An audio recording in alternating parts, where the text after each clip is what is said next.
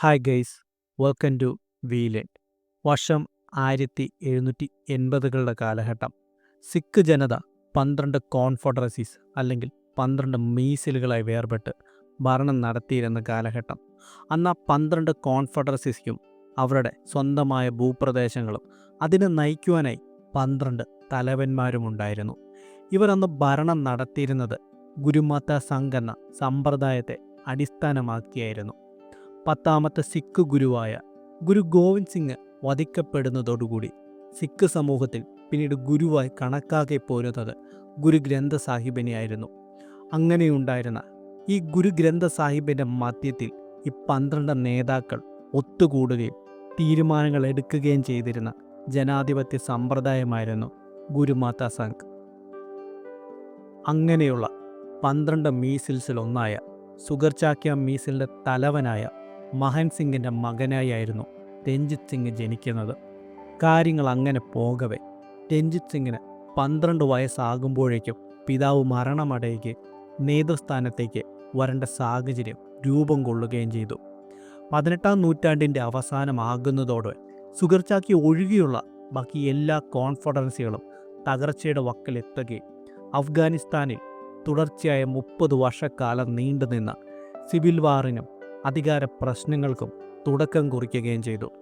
അങ്ങനെ ഈ സാഹചര്യങ്ങൾ മനസ്സിലാക്കിയ രഞ്ജിത് സിംഗ് അദ്ദേഹത്തിൻ്റെ റൂത്ത്ലെസ് ബ്ലഡ് ആൻഡ് അയൺ പോളിസിയിലൂടെ 1799 ആകുമ്പോഴേക്കും മധ്യ പഞ്ചാബിൽ സ്വന്തമായി ഒരു രാജ്യം രൂപീകരിക്കുകയും ചെയ്യുന്നു.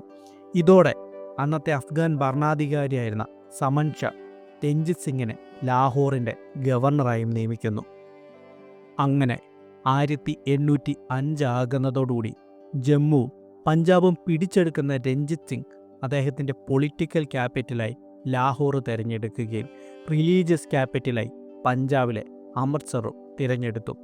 കാര്യങ്ങൾ അങ്ങനെ പോകവേ ലോകത്ത് മൊത്തമായി രാഷ്ട്രീയ സാഹചര്യങ്ങളിൽ കാര്യമായ മാറ്റങ്ങൾ വരികയും ഒരു പക്ഷേ ഫ്രാൻസും റഷ്യയും ചേർന്ന് കരമാർഗം ഇന്ത്യയെ ആക്രമിക്കുവാൻ സാധ്യതയുണ്ട് എന്ന് ബ്രിട്ടീഷുകാർ ഭയപ്പെടുകയും ചെയ്തു.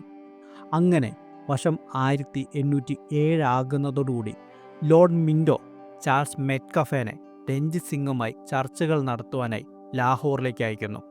അന്ന് രഞ്ജിത് സിംഗ് ബ്രിട്ടീഷുകാരുമായി ഒഫൻസീവും ഡിഫൻസീവുമായ ഏതൊരു സഖ്യവും അംഗീകരിക്കുവാൻ തയ്യാറായിരുന്നു എങ്കിലും അദ്ദേഹം 2 നിബന്ധനകൾ മുൻപോട്ട് വയ്ക്കുകയുണ്ടായി. ഒന്നാമതായി, സിഖുകാരും അഫ്ഗാനുമായി ഉണ്ടാകുന്ന പ്രശ്നങ്ങളിൽ ബ്രിട്ടീഷുകാർ ഒരിക്കലും ഇടപെടാൻ പാടില്ല എന്നതായിരുന്നു. കൂടാതെ സിദ് സത്ലജ് അല്ലെങ്കിൽ മാൾവ ഉൾപ്പെടുന്ന മുഴുവൻ പഞ്ചാബിൻ്റെ പരമാധികാരമുള്ള ഭരണാധികാരിയായി അദ്ദേഹത്തെ അംഗീകരിക്കണമെന്നതായിരുന്നു.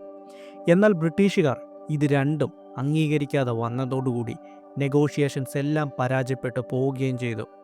അങ്ങനെ വർഷം 1809 ആകുകയും നെപ്പോളിയൻ്റെ ഭീഷണി ഒഴിവായതോടുകൂടി ബ്രിട്ടീഷുകാർ കൂടുതൽ ശക്തമായി അവരുടെ വാദങ്ങളിൽ ഉറച്ചു നിൽക്കുകയും അതിനെ തുടർന്ന് 1809 April 25 Ranjit Singh treaty of അമൃത്സറിൽ ഒപ്പിടുവാനായി നിർബന്ധിതനാകുകയും ചെയ്തു.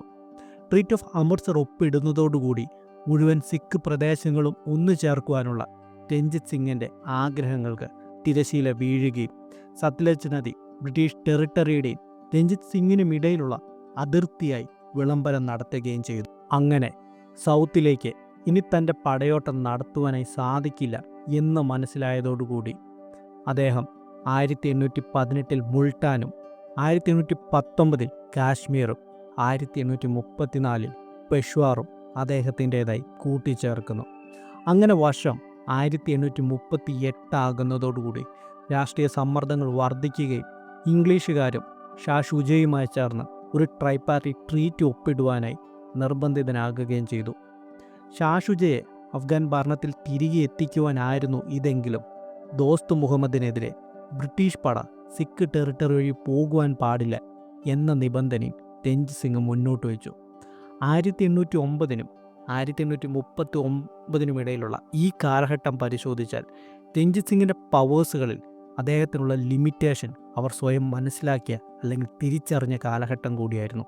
എങ്കിലും മറ്റ് രാജവംശങ്ങളുമായി ചേർന്ന് ബ്രിട്ടീഷുകാർക്കെതിരെ ഒരു സഖ്യം രൂപീകരിക്കുവാനായി അവർ തയ്യാറായില്ല. പകരം ബ്രിട്ടീഷുകാരെ വളരെ ജാഗ്രതയോട് കൂടി കാണുകയും നിരീക്ഷിക്കുകയും ചെയ്തു. അങ്ങനെ 1839 ആകുന്നതോടുകൂടി രഞ്ജിത് സിംഗ് മരണമടയുകയും ശേഷം ഒരു ശക്തമായ ഭരണാധികാരി ഇല്ലാതെ വന്ന പഞ്ചാബിനെ ബ്രിട്ടീഷുകാർ പതിയെ പതിയെ അവരുടേതാക്കി മാറ്റുകയുമായിരുന്നു.